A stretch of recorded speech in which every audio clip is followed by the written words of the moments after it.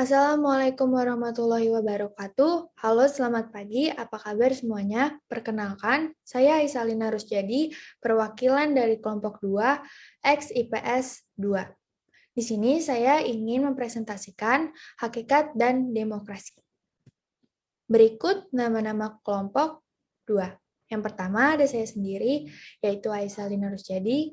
Yang kedua ada Ulfatul Sada. Yang ketiga ada Divana. Yang keempat ada Corin Yolanda. Yang kelima ada Arka Zepa. Dan yang terakhir ada Fahri Rizky Maulana. Lanjut. Hakikat demokrasi. Asal-usul kata demokrasi berasal dari kata demos yang berarti rakyat dan kratos yang berarti kedaulatan. Pengertian dari demokrasi adalah keadaan negara yang dalam sistem pemerintahannya kedaulatan berada di tangan rakyat, kekuasaan tertinggi berada dalam keputusan bersama rakyat, rakyat berkuasa, pemerintahan rakyat, dan kekuasaan oleh rakyat.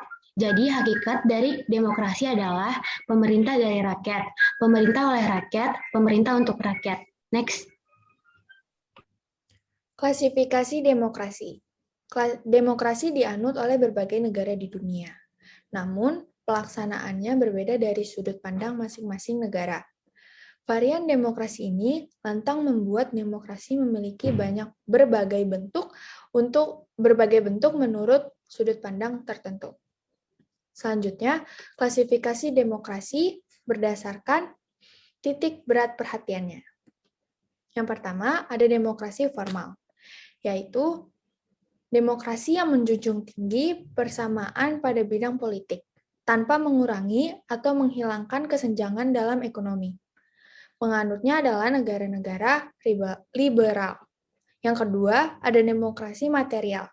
Demokrasi material adalah demokrasi yang berfokus pada upaya menghilangkan perbedaan dari bidang ekonomi, namun kurang memperhatikan persamaan pada bidang politik. Demokrasi semacam ini dianut negara-negara komunis yang bahkan kadang menghilangkan persamaan di bidang politik bagi warganya. Dan yang terakhir ada demokrasi gabungan. Demokrasi ini mengambil kebaikan dan membuang keburukan dari demokrasi formal dan material. Penganutnya yaitu negara-negara non-blok.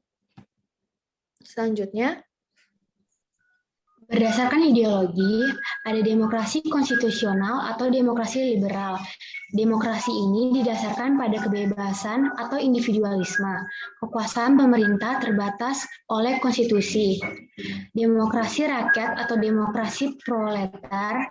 Demokrasi ini didasarkan pada paham Marxisme, komunisme yang mencita-citakan kehidupan tanpa mengenal kelas sosial. Next. Berdasarkan proses penyaluran kehendak rakyat, demokrasi langsung, demokrasi ini mengikutsertakan setiap warga negara dalam permusyawaratan demi menentukan kebijaksanaan umum negara atau undang-undang secara langsung. Demokrasi tidak langsung.